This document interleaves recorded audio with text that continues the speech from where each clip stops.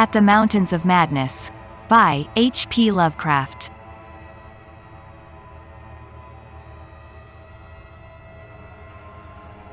Chapter 9.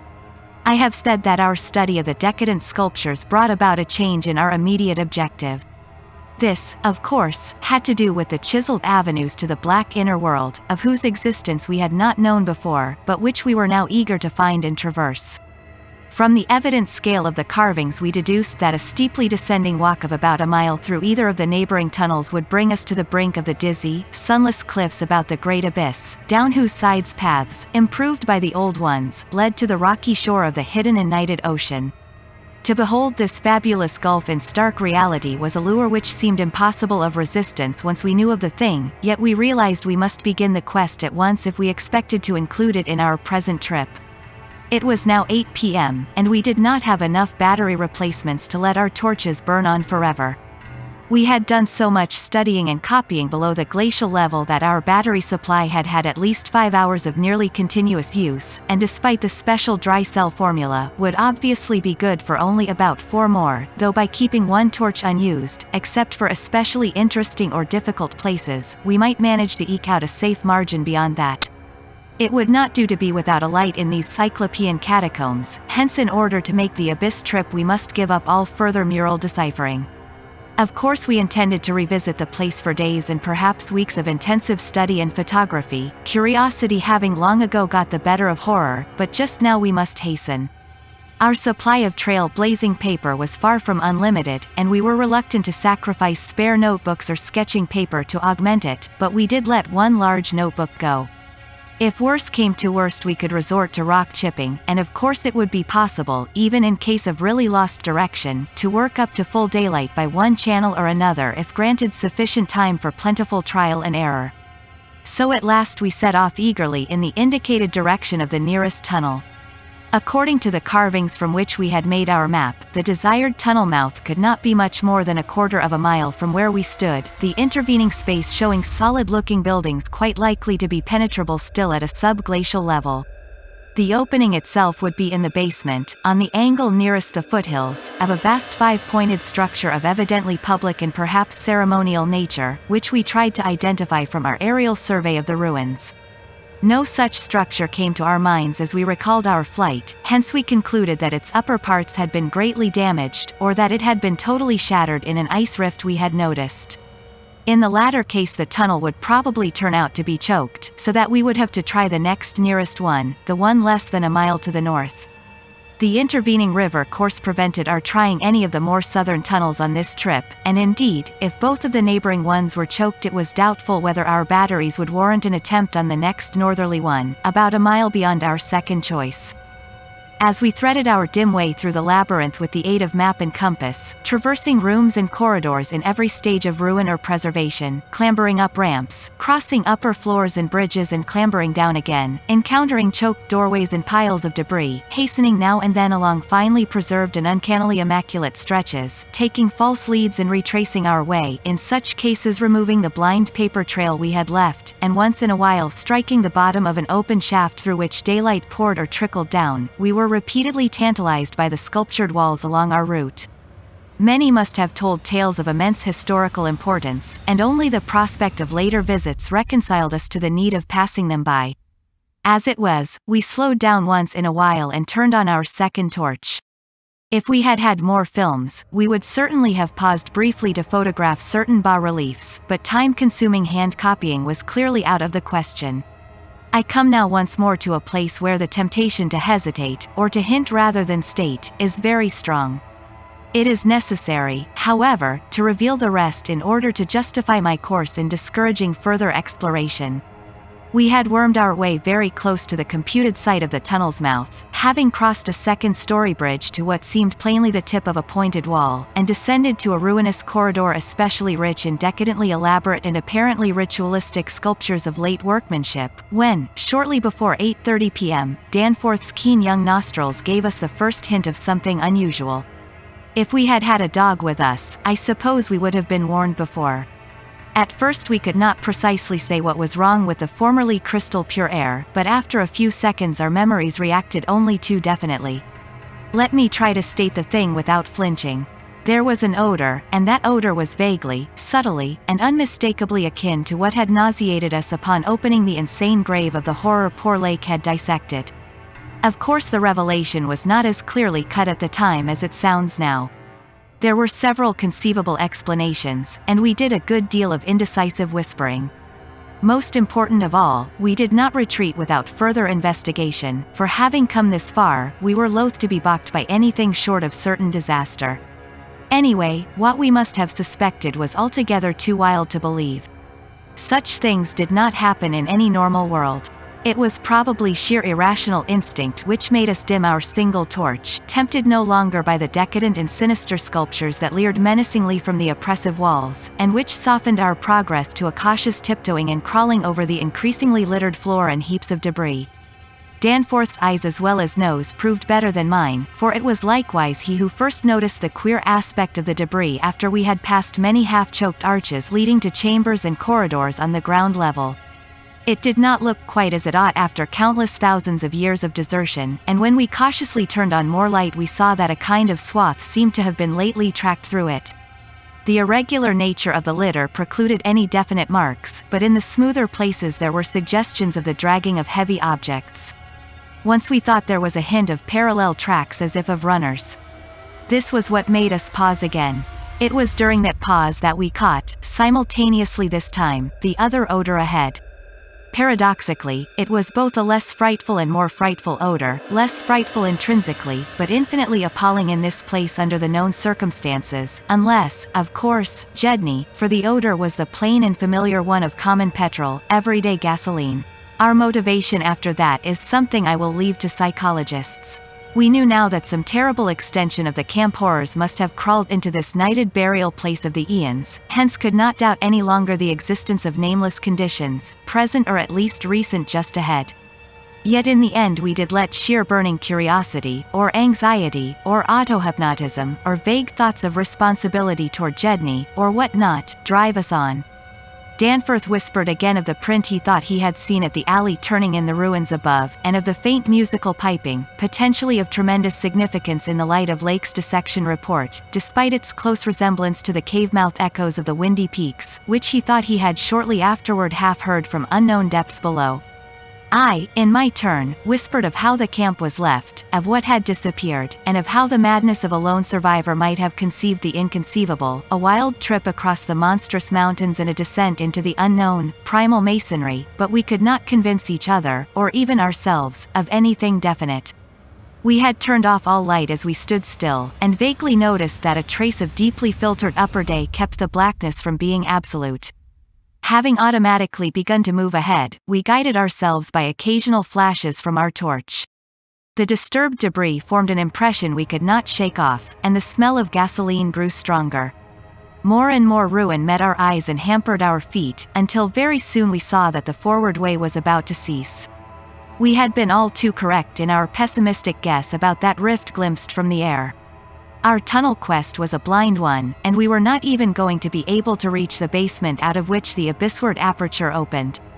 The torch, flashing over the grotesquely carved walls of the blocked corridor in which we stood, showed several doorways in various states of obstruction, and from one of them the gasoline odor, quite submerging that other hint of odor, came with a special distinctness. As we looked more steadily, we saw that beyond a doubt there had been a slight and recent clearing away of debris from that particular opening. Whatever the lurking horror might be, we believed the direct avenue toward it was now plainly manifest. I do not think anyone will wonder that we waited an appreciable time before making any further motion. And yet, when we did venture inside that black arch, our first impression was one of anticlimax. For amidst the littered expanse of that sculptured crypt, a perfect cube with sides of about 20 feet, there remained no recent object of instantly discernible size, so that we looked instinctively, though in vain, for a farther doorway. In another moment, however, Danforth's sharp vision had descried a place where the floor debris had been disturbed, and we turned on both torches full strength. Though what we saw in that light was actually simple and trifling, I am none the less reluctant to tell of it because of what it implied. It was a rough leveling of the debris, upon which several small objects lay carelessly scattered, and at one corner of which a considerable amount of gasoline must have been spilled lately enough to leave a strong odor even at this extreme superplateau altitude.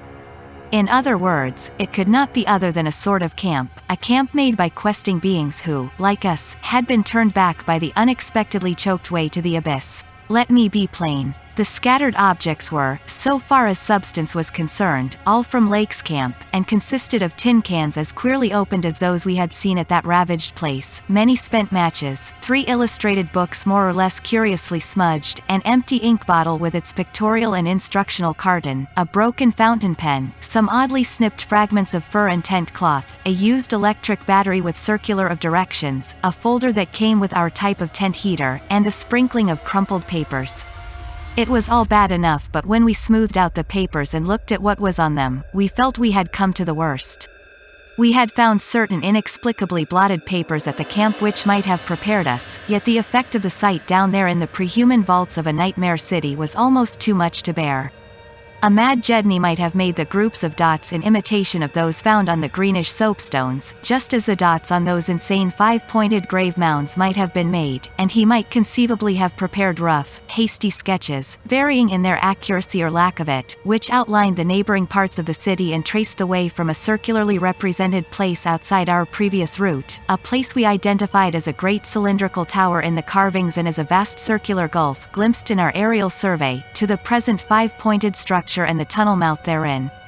He might, I repeat, have prepared such sketches, for those before us were quite obviously compiled, as our own had been, from late sculptures somewhere in the glacial labyrinth, though not from the ones which we had seen and used. But what the art-blind bungler could never have done was to execute those sketches in a strange and assured technique perhaps superior, despite haste and carelessness, to any of the decadent carvings from which they were taken, the characteristic and unmistakable technique of the old ones themselves in the dead city's heyday. There are those who will say Danforth and I were utterly mad not to flee for our lives after that, since our conclusions were now, notwithstanding their wildness, completely fixed, and of a nature I need not even mention to those who have read my account as far as this. Perhaps we were mad, for have I not said those horrible peaks were mountains of madness? But I think I can detect something of the same spirit, albeit in a less extreme form, in the men who stalk deadly beasts through African jungles to photograph them or study their habits. Half paralyzed with terror though we were, there was nevertheless fanned within us a blazing flame of awe and curiosity which triumphed in the end. Of course we did not mean to face that, or those, which we knew had been there, but we felt that they must be gone by now. They would by this time have found the other neighboring entrance to the abyss, and have passed within, to whatever night-black fragments of the past might await them in the ultimate gulf they had never seen. Or if that entrance, too, was blocked, they would have gone on to the north seeking another. They were, we remembered, partly independent of light. Looking back to that moment, I can scarcely recall just what precise form our new emotions took, just what change of immediate objective it was that so sharpened our sense of expectancy. We certainly did not mean to face what we feared, yet I will not deny that we may have had a lurking, unconscious wish to spy certain things from some hidden vantage point. Probably we had not given up our zeal to glimpse the abyss itself, though there was interposed a new goal in the form of that great circular place shown on the crumpled sketches we had found. We had at once recognized it as a monstrous cylindrical tower figuring in the very earliest carvings, but appearing only as a prodigious round aperture from above. Something about the impressiveness of its rendering, even in these hasty diagrams, made us think that its subglacial levels must still form a feature of peculiar importance. Perhaps it embodied architectural marvels as yet unencountered by us. It was certainly of incredible age according to the sculptures in which it figured, being indeed among the first things built in the city. Its carvings, if preserved, could not but be highly significant. Moreover, it might form a good present link with the upper world, a shorter route than the one we were so carefully blazing, and probably that by which those others had descended. At any rate, the thing we did was to study the terrible sketches, which quite perfectly confirmed our own, and start back over the indicated course to the circular place, the course which our nameless predecessors must have traversed twice before us. The other neighboring gate to the abyss would lie beyond that. I need not speak of our journey, during which we continued to leave an economical trail of paper, for it was precisely the same in kind as that by which we had reached the cul-de-sac, except that it tended to adhere more closely to the ground level and even descend to basement corridors. Every now and then we could trace certain disturbing marks in the debris or litter underfoot, and after we had passed outside the radius of the gasoline scent, we were again faintly conscious, spasmodically, of that more hideous and more persistent scent. After the way had branched from our former course, we sometimes gave the rays of our single torch a furtive sweep along the walls, noting in almost every case the well-nigh omnipresent sculptures, which indeed seemed to have formed a main aesthetic outlet for the old ones. About 9:30 p.m., while traversing a long, vaulted corridor whose increasingly glaciated floor seemed somewhat below the ground level and whose roof grew lower as we advanced, we began to see strong daylight ahead and were able to turn off our torch. It appeared that we were coming to the vast circular place, and that our distance from the upper air could not be very great. The corridor ended in an arch surprisingly low for these megalithic ruins, but we could see much through it even before we emerged. Beyond there stretched a prodigious round space, fully 200 feet in diameter, strewn with debris and containing many choked archways corresponding to the one we were about to cross.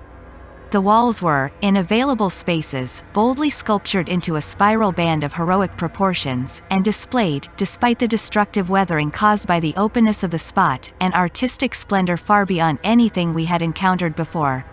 The littered floor was quite heavily glaciated, and we fancied that the true bottom lay at a considerably lower depth.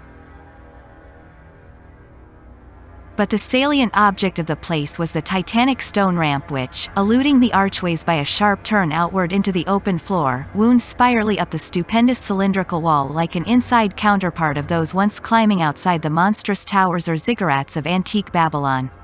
Only the rapidity of our flight, and the perspective which confounded the descent with the tower's inner wall, had prevented our noticing this feature from the air, and thus caused us to seek another avenue to the subglacial level. Pabody might have been able to tell what sort of engineering held it in place, but Danforth and I could merely admire and marvel. We could see mighty stone corbels and pillars here and there, but what we saw seemed inadequate to the function performed. The thing was excellently preserved up to the present top of the tower, a highly remarkable circumstance in view of its exposure, and its shelter had done much to protect the bizarre and disturbing cosmic sculptures on the walls. As we stepped out into the awesome half-daylight of this monstrous cylinder bottom, 50 million years old, and without doubt the most primally ancient structure ever to meet our eyes, we saw that the ramp traversed sides stretched dizzily up to a height of fully 60 feet.